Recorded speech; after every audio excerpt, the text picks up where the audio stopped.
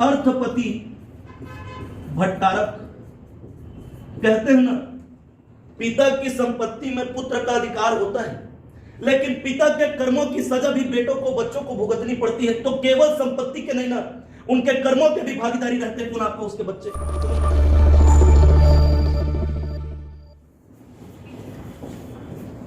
वाकाटक वंश,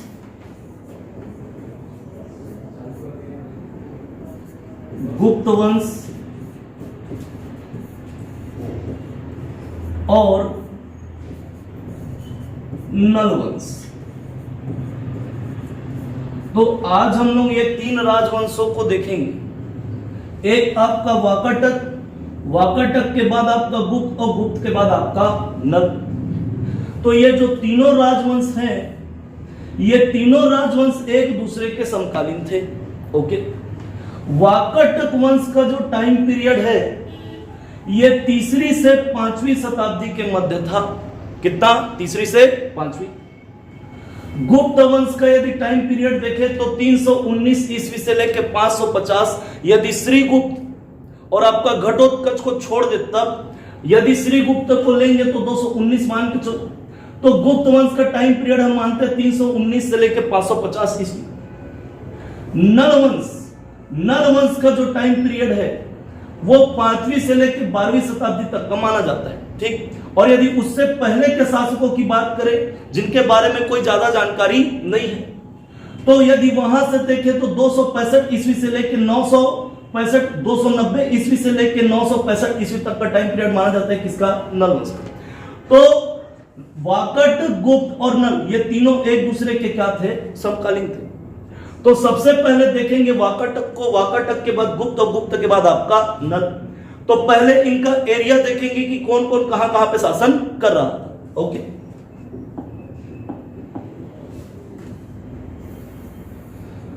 मान लीजिए ये आपका छत्तीसगढ़ है, ये सरगुजा संभाग, बिलासपुर संभाग, ये दुर्ग डिवीजन और ये रायपुर, और नीचे वाला आपका बस्तर डिवीजन। ओके, तो यहां पे देखोगे छत्तीसगढ़ के उत्तर पश्चिम में ये आपका विंध्याचल पर्वत है। क्या है? विंध्याचल पर्वत। अब इसी विंध्याचल पर्वत के दक्षिण में मध्य प्रदेश का ओरछा। क्या? मध्य प्रदेश का ओरछा। और ओरछा में एक ग्राम था आपका वाकाटक। कौन सा ग्राम? वाकाटक। और उसी वाकाटक ग्राम में उदय हुआ किसका? वाकाटक वंश का। आगे बताऊंगा। क्लियर? अब बाद में इस वाकाटक वंश का जो प्रसार है वो महाराष्ट्र तक होता है। कहां तक होता है? महाराष्ट्र। और महाराष्ट्र का ये नंदीवर्धन, क्या है? नंदीवर्धन। नंदीवर्धन महाराष्ट्र का, वर्तमान में नागपुर। तो यहां पर भी शासन होगा किसका? वाकाटक का। किसका? वाकाटक का। तो वाकाटक की जो पहली राजधानी थी वो कौन सा था? आपका वाकाटक ग्राम। ओके, जहां से उनका उदय हुआ। बाद में वो राजधानी बनाई किसको? नंदीवर्धन को। और मुख्य राजधानी कौन सा रहा? आपका नंदीवर्धन। कौन सा रहा? नंदीवर्धन। ओके, अब बात करते हैं गुप्तों की।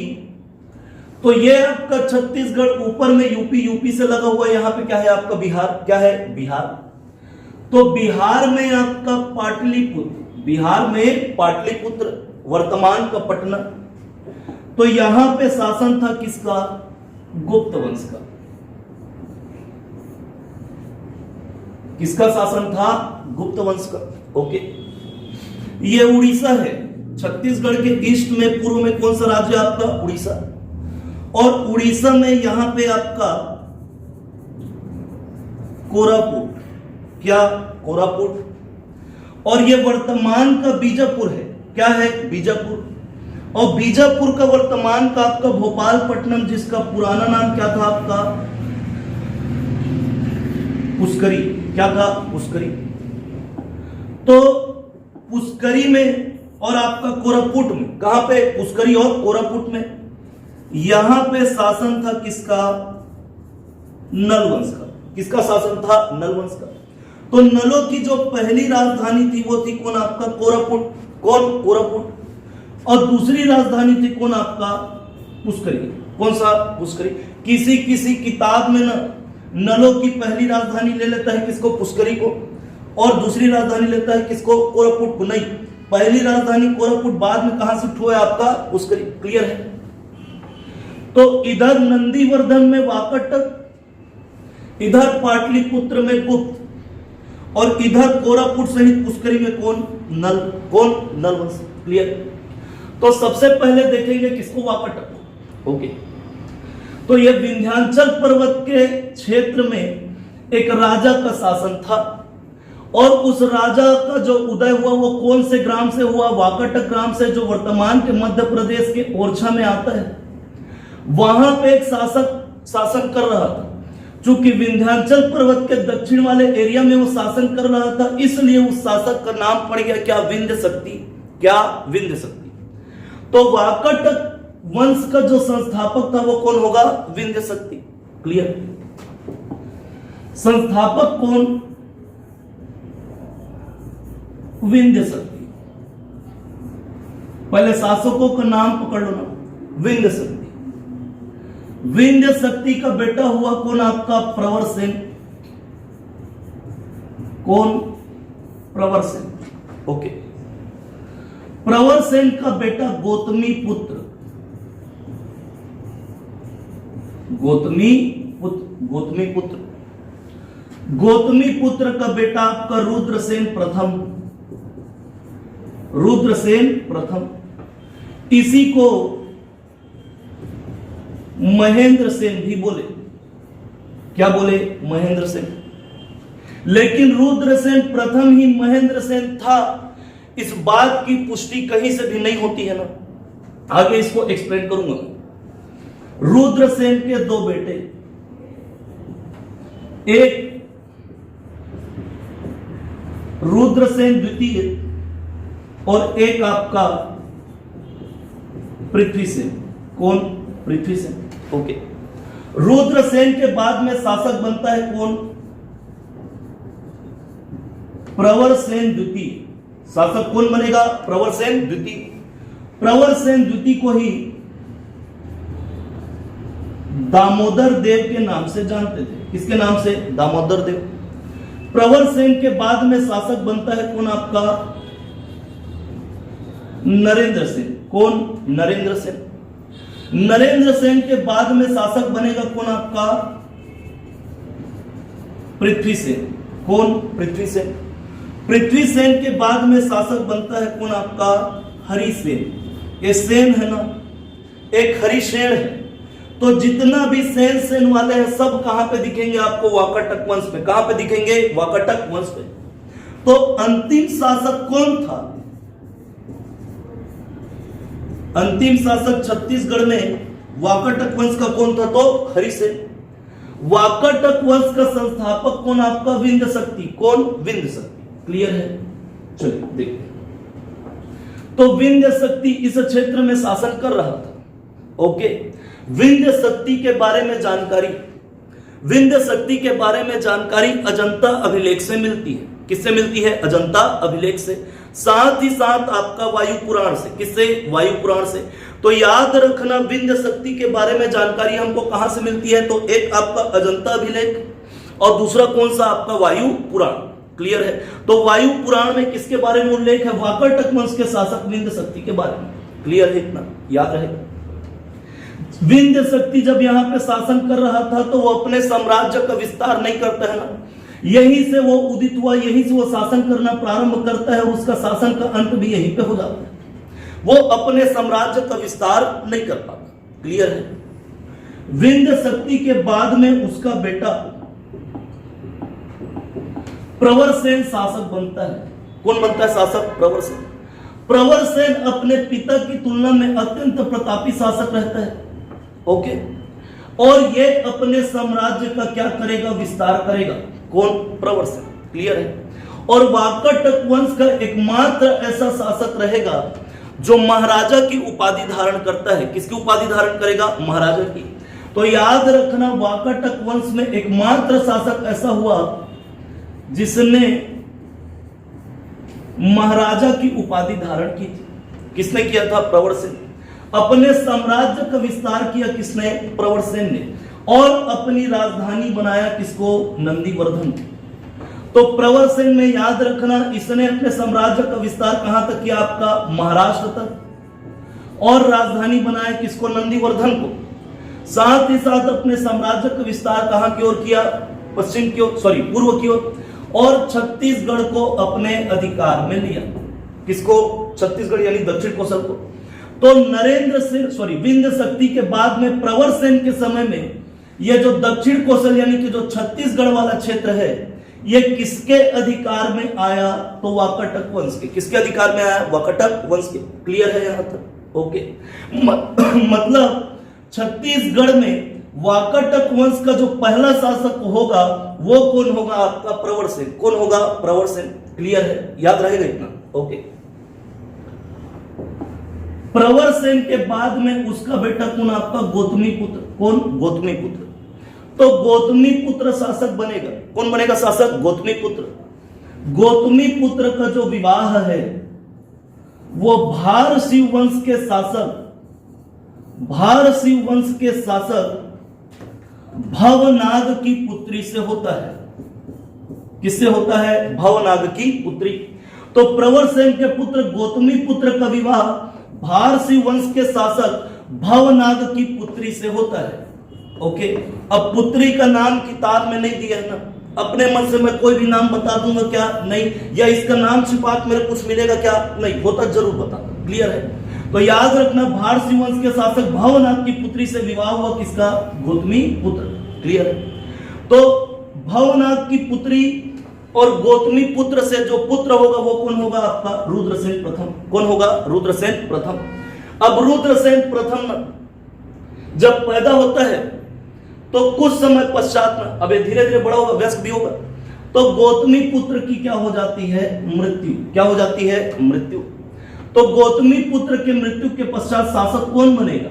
रुद्रसेन प्रथम। कौन बनेगा? रुद्रसेन प्रथम। क्लियर है यहां तक? अब देखना जरा, समझ ध्यान से ना, पूरा फोकस बोर्ड में। यहां नंदीवर्धन में कौन बैठा हुआ है? रुद्रसेन प्रथम। कौन बैठा हुआ है? रुद्रसेन प्रथम। तो जिस समय रुद्रसेन प्रथम यहां पे इधर नंदीवर्धन सहित छत्तीसगढ़ में जब शासन करते रहता है, ठीक उसी समय यहां पे गुप्त वंश का शासक रहता है। कौन? समुद्रगुप्त। कौन? समुद्रगुप्त। क्लियर? और ठीक उसी समय इधर ना कोरापुट सहित पुष्करी में शासक नल वंश का शासक रहता है। कौन? आपका व्याघ्रराज। कौन रहता है? व्याघ्रराज। क्लियर है? तो इधर नंदीवर्धन और इधर पूरा आपका दक्षिण कोसल में कौन? रुद्रसेन प्रथम।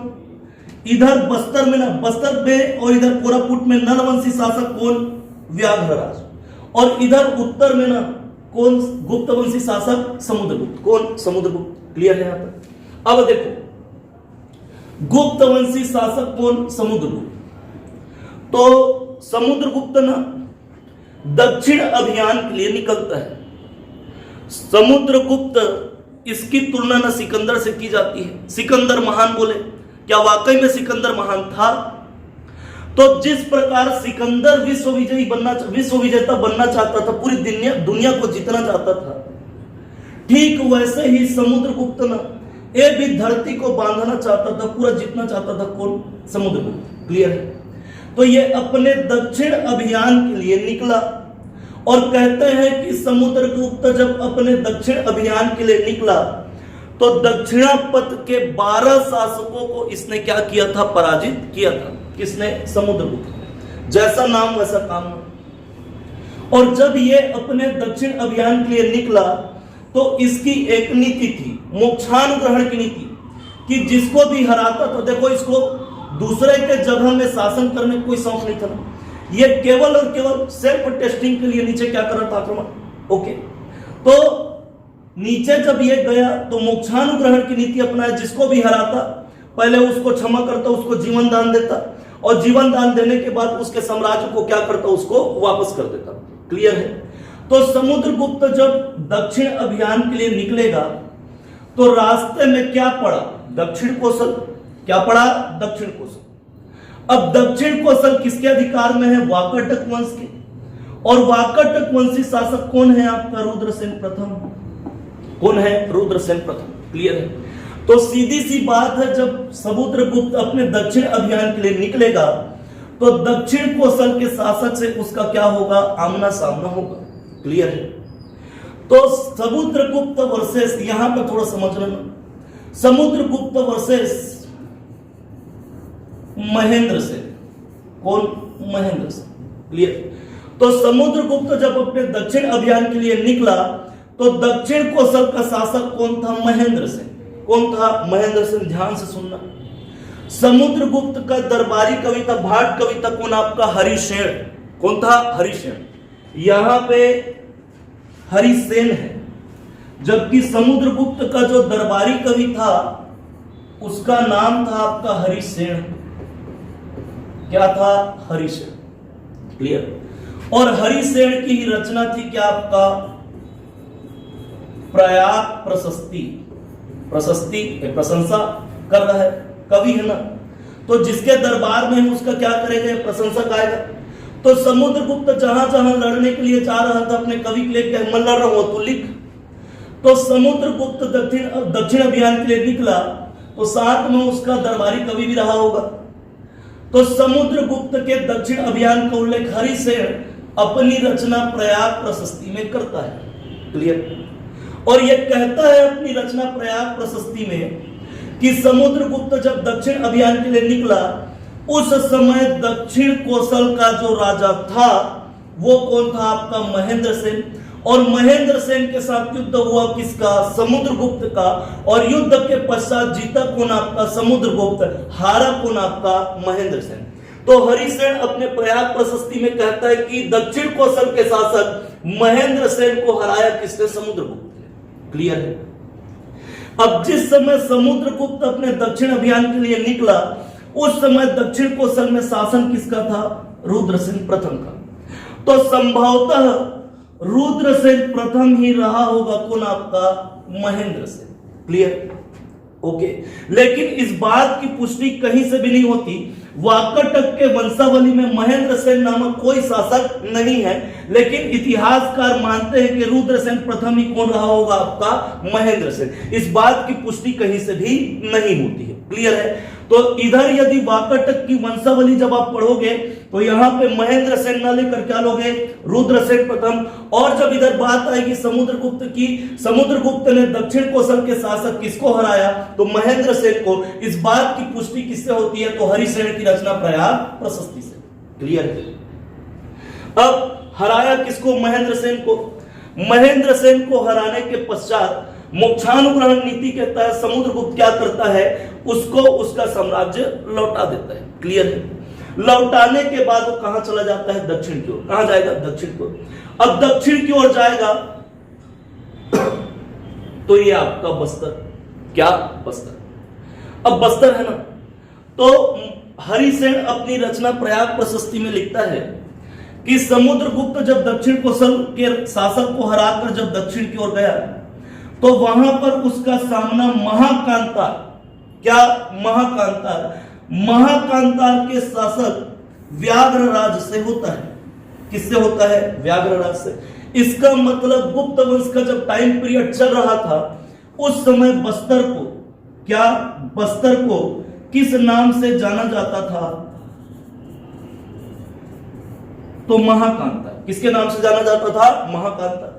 अब महाकांतार का शासक कौन है, नलवंशी शासक कौन, व्याघ्रराज। कौन, व्याघ्रराज। तो समुद्रगुप्त वर्सेस समुद्रगुप्त विरुद्ध कौन, व्याघ्रराज। अब समुद्रगुप्त तो समुद्रगुप्त है ना, समुद्रगुप्त अपने जीवन काल में कहते हैं कि 100 युद्ध लड़ा। कितना, 100। और एक भी युद्ध नहीं हारा ना। तो महान कौन है, सिकंदर की समुद्रगुप्त। ओके। तो सीधी सी बात है, इस युद्ध को कौन जीतेगा, समुद्रगुप्त। हारेगा कौन, व्याघ्रराज। कौन हारेगा, व्याघ्रराज। तो व्याघ्रराज को हराने के पश्चात समुद्रगुप्त अपने मोक्षानुग्रहण नीति के तहत क्या बोलेगा व्याघ्रराज को कि जा मैं तुझे जिंदा छोड़ता हूं और तेरे साम्राज्य को क्या करता हूं, वापस करता हूं।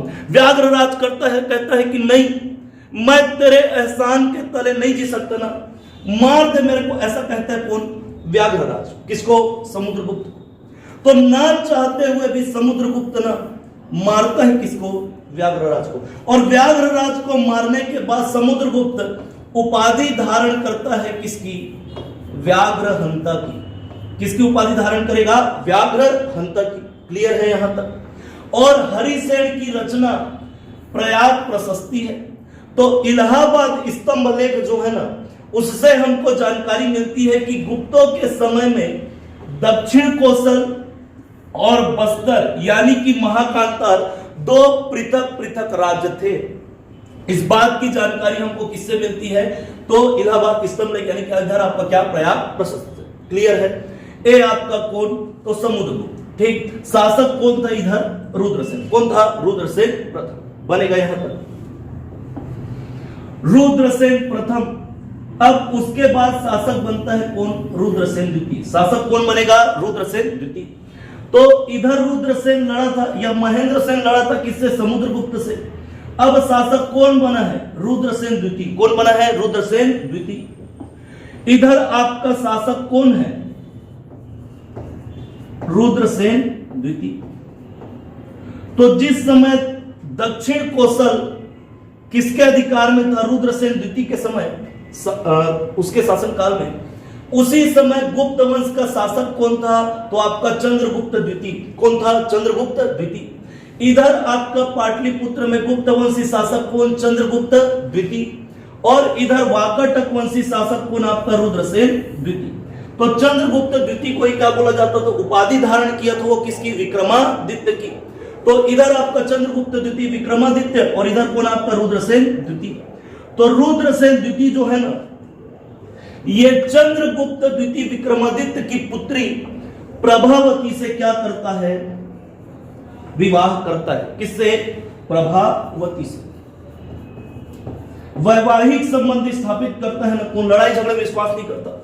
रुद्रसेन द्वितीय चंद्रगुप्त द्वितीय विक्रमादित्य की पुत्री की प्रभावती से क्या करेगा? वो विवाह करेगा। क्लियर है? अब प्रभावती और रुद्रसेन द्वितीय का ही पुत्र होगा कौन? आपका प्रवरसेन द्वितीय। कौन होगा? प्रवरसेन द्वितीय। और उसी को ही किस नाम से जाना गया? तो दामोदर देव के नाम से। किसके नाम से? दामोदर देव के नाम से। क्लियर है? तो इधर अब वाकाटक वंशी शासक इन दोनों का बेटा कौन? प्रवरसेन द्वितीय। कौन? प्रवरसेन द्वितीय। तो कहते हैं कि जिस समय प्रवरसेन द्वितीय ना अल्पवयस्क था, छोटा था ना, उसी समय रुद्रसेन की क्या हो जाती है? मृत्यु। क्या हो जाती है? मृत्यु। अब देखो, इधर राजा की क्या हो चुकी है? मृत्यु। राजा के बाद जो भावी राजा, जो युवराज है, कौन है? आपका प्रवरसेन द्वितीय, लेकिन अल्पवयस्क है, बड़ा नहीं हुआ है। ठीक है, राजा तो यही बनेगा, लेकिन अभी छोटा है ना। अब जिस साम्राज्य के राजा की मृत्यु हो जाती है, तो आजू बाजू के जो आपके साम्राज्य होंगे, वहां के राजा उस साम्राज्य को छीनने की कोशिश करेंगे। तो आक्रमण होने का डर रहता है जहां पे राजा नहीं होगा। तो प्रभावती ना, इसका पिता कौन है? चंद्रगुप्त द्वितीय विक्रमादित्य। तो अपने पिता चंद्रगुप्त द्वितीय विक्रमादित्य से संरक्षण की मांग करती है कौन? प्रभावती। क्लियर है? सीधी सी बात है, बड़ा होकर शासक कौन बनेगा? प्रवरसेन द्वितीय। कौन बनेगा? प्रवरसेन द्वितीय। तो भावी राजा तो यही, लेकिन अभी किसके संरक्षण में है? प्रभावती। अब आजू बाजू के साम्राज्य से डर होने के कारण प्रभावती क्या करती है? अपने पिता चंद्रगुप्त द्वितीय विक्रमादित्य से संरक्षण की मांग करती है। तो इधर चंद्रगुप्त द्वितीय विक्रमादित्य संरक्षण प्रदान करेगा किसको? आपका तो प्रवरसेन द्वितीय को। तो प्रवरसेन द्वितीय के समय से ही ना वाकाटक वंश जो होता है वो किसके अधीन हो जाता है? तो गुप्तों के। किसके अधीन होगा? गुप्तों के। क्लियर है? यहां तक एक प्रश्न बनता है यहां से कि किस वाकाटक वंश के शासक के समय से जो वाकाटक वंशी शासक है वो किसके अधीन हो जाते हैं? गुप्तों के अधीन हो जाते हैं। तो किसके समय से? तो प्रवरसेन द्वितीय के समय से। याद रहेगा इतना।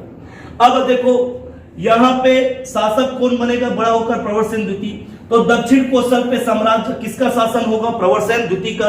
किसके अधीन होगा? तो गुप्तों के। और गुप्त वंशी शासक कौन है आपका? चंद्रगुप्त द्वितीय विक्रमादित्य। क्लियर है? अब चंद्रगुप्त द्वितीय विक्रमादित्य के दरबार में 9 रत्न थे, हर कोई जानते हो। क्लियर है? बाद में उसी कॉन्सेप्ट को फॉलो कौन करेगा? आपका अकबर। तो चंद्रगुप्त द्वितीय विक्रमादित्य के दरबार में 9 रत्न, और उन 9 रत्नों में से जो सबसे प्रमुख, जो सबसे प्रसिद्ध 9 रत्न था, वो कौन था? आपका कालिदास। कौन? कालिदास। तो कालिदास संस्कृत के प्रखंड विद्वान थे। उन्होंने रचना की किसकी? मेघदूत की। तो कहते हैं इधर जब दक्षिण कोसल में प्रवरसेन द्वितीय का शासन था, उसी समय यहां से ना कालिदास आते हैं कहां? छत्तीसगढ़। कहां आते हैं? छत्तीसगढ़। तो याद रखना कालिदास का आगमन छत्तीसगढ़ किसके समय हुआ? तो प्रवरसेन द्वितीय के समय। किसके समय? प्रवरसेन द्वितीय के समय कालिदास जी आए कहां? आपका छत्तीसगढ़। और ये सरगुजा में ना, कहां पे? सरगुजा में। सरगुजा में रामगढ़ की पहाड़ी, कौन सी पहाड़ी? रामगढ़ की पहाड़ी।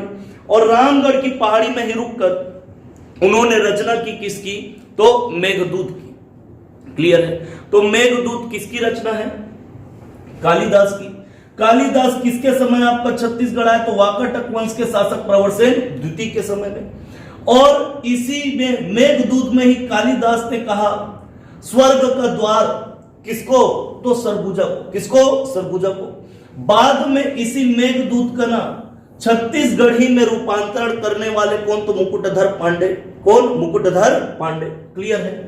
इतना याद रखना प्रवरसेन द्वितीय के बारे में।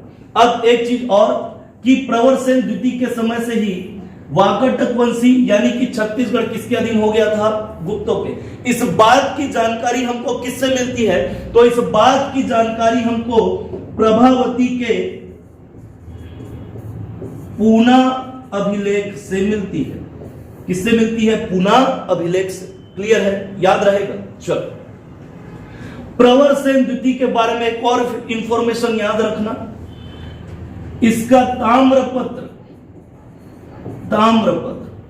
प्रवरसेन द्वितीय का ताम्रपत्र मिला हुआ है आपका मोहल्ला से। कहां से? मोहल्ला।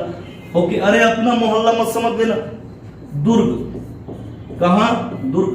तो दुर्ग के मोहल्ला से प्रवरसेन द्वितीय का क्या मिला हुआ है? आपका ताम्रपत्र मिला हुआ है। और इसी मोहल्ला से ना वाकाटक वंश के सिक्के मिले हुए हैं। क्या मिले हुए हैं? वाकाटक वंश के सिक्के।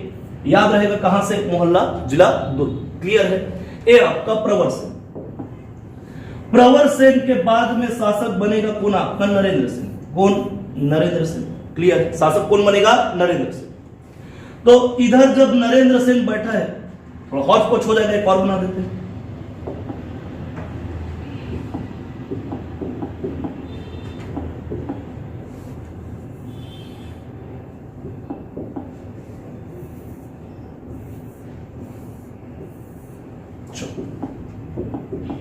ये आपका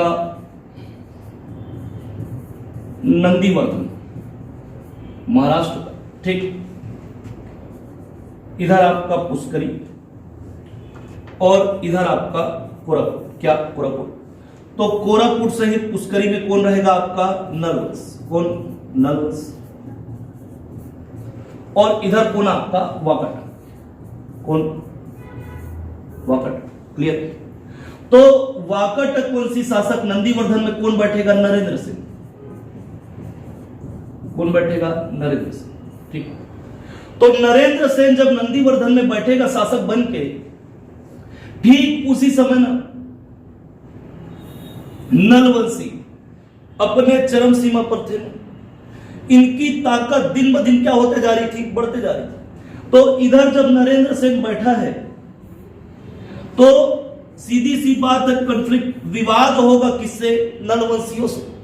तो नरेंद्र सेन अपने साम्राज्य का विस्तार इधर करना चाह रहा था और नलवंशी अपने साम्राज्य का विस्तार इधर करना चाह रहे थे। तो सीधी सी बात है, दोनों के बीच में क्या होगा? विवाद होगा। क्या होगा? विवाद होगा।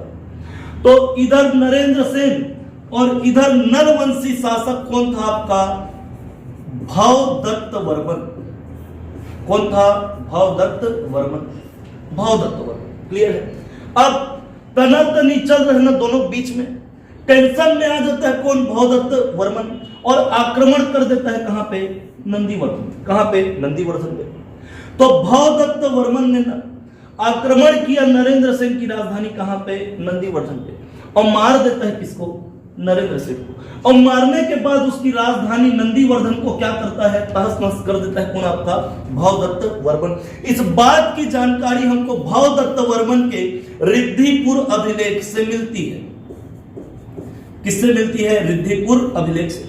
तो रिद्धिपुर अमरावती में ना, रिद्धिपुर अभिलेख किसका है, भावदत्त वर्मन। इस बात से, इस रिद्धिपुर अभिलेख से हमें किस बात की जानकारी मिलती है कि भावदत्त वर्मन ने वाकाटक वंश के शासक नरेंद्र सेन पर क्या किया, आक्रमण किया, और उसकी राजधानी नंदीवर्धन को क्या कर दिया, वो तहस नहस कर दिया। क्लियर है, किसने, तो भावदत्त वर्मन। क्लियर। अब नरेंद्र सेन का बेटा कौन है आपका, पृथ्वी सेन। कौन है, पृथ्वी सेन। तो सीधी सी बात है, नरेंद्र सेन के बाद में शासक कौन बनेगा आपका, पृथ्वी सेन। कौन बनेगा, पृथ्वी सेन। और इधर भावदत्त वर्मन के बाद में उसका बेटा शासक बनेगा कौन, अर्थपति भट्टारक। कौन, अर्थपति भट्टारक। तो इधर आपका पृथ्वी सेन और इधर आपका कौन, अर्थपति भट्टारक। तो जिस प्रकार भावदत्त वर्मन ने नरेंद्र सेन को पराजित करके उसकी राजधानी नंदीवर्धन को क्या किया था, तहस नहस किया था, पृथ्वी सेन बड़ा होगा। ओके, पृथ्वी सेन बड़ा होगा, अपने पिता का प्रतिशोध, अपने पिता के मौत का बदला लेना चाहेगा कौन, आपका पृथ्वी सेन। अब यह बदला लेने के उद्देश्य से ना आक्रमण कर देता है कहां पे, पुष्करी में। कहां आक्रमण कर देता है, पुष्करी में। और जिस समय पृथ्वी सेन पुष्करी में आक्रमण करता है उस समय ये तो मर जाया रहता है, उसका बेटा अर्थपति भट्टारक राजा रहता है। तो इधर पृथ्वी सेन वर्सेस कौन, अर्थपति भट्टारक। कहते हैं ना, पिता की संपत्ति में पुत्र का अधिकार होता है, लेकिन पिता के कर्मों की सजा भी बेटों को, बच्चों को भुगतनी पड़ती है। तो केवल संपत्ति के नहीं ना, उनके कर्मों के भी भागीदारी रहते हैं कौन, आपको उसके बच्चे। समझ में आ रहा है। तो पृथ्वी सेन जिस प्रकार नरेंद्र सेन को मार के नंदीवर्धन को तहस नहस किया था कौन, भावदत्त वर्मन, ठीक उसी प्रकार पृथ्वी सेन अर्थपति को मार के, उसको हरा के उसकी राजधानी पुष्करी क्या कर देता है, तहस नहस कर देता है। पिट्टूस पिट्टूस का हिसाब बराबर। समझ में आ रहा है। ओके, तो गया पुष्करी, तहस नहस, उसके बाद वापस चला जाता है कौन, पृथ्वी सेन। पिता बदला ले लिया कौन, पृथ्वी सेन। क्लियर है। अब पृथ्वी सेन के बाद में ना शासक बनेगा कौन, हरिसेन। कौन बनेगा, हरिसेन। वाकाटक का ना एक और शाखा था, वाकाटक का एक ब्रांच, वत्स गुल्म शाखा। कौन सी शाखा, वत्स गुल्म शाखा। तो वत्स गुल्म शाखा का ही शासक था कौन, आपका हरिसेन। कौन था, हरिसेन। क्लियर। तो इधर पृथ्वी सेन के बाद में ये जो दक्षिण कोसल वाला यानी कि छत्तीसगढ़ वाला जो एरिया है वो वाकाटक वंश के वत्स गुल्म शाखा के हरिसेन के प्रभाव में आता है। किसके प्रभाव में, हरिसेन के प्रभाव में। क्लियर है। तो अभी बताया, यहां तक याद रखना। तो वाकाटक वंश का अंतिम शासक कौन, तो हरिसेन। ओके, यहां तक क्लियर है। अब देखो, इन लोग महाराष्ट्र में नंदीवर्धन और इधर मध्य प्रदेश वाले पूरे एरिया में और दक्षिण कोसल यानी छत्तीसगढ़ में शासन किसका था, वाकाटक था। हालांकि ये गुप्तों के अधीन हो चुके थे। ठीक। अब 5वीं शताब्दी, 5वीं से 6वीं शताब्दी के बीच ना, इसी समय मध्य प्रदेश में इधर आपका क्या, जबलपुर, यानी कि जबलपुर में आपका तेवरा ग्राम वर्तमान का पहले त्रिपुरी कहलाता था, और त्रिपुरी से ठीक पहले यहां पे आपका महिष्मती, क्या, महिष्मती। तो महिष्मती और आपका त्रिपुरी, यहां पे पहले महिष्मती में, महिष्मती के बाद आपका त्रिपुरी में, यहां पे उदय होता है किसका, कलचुरी का। तो जब वाकाटक के शासक कमजोर होंगे तो यहां पे उदय होगा किसका? कलचुरी का। तो कलचुरी का जब उदय होगा तो संभवतः कलचुरी ने ही क्या किया था? वाकाटक वंश का क्या कर दिया? अंत कर दिया होगा। क्लियर है? इस प्रकार वाकाटक वंश की कहानी क्या हो जाती है? समाप्त हो जाती है। ओके, क्लियर है यहां तक? ठीक।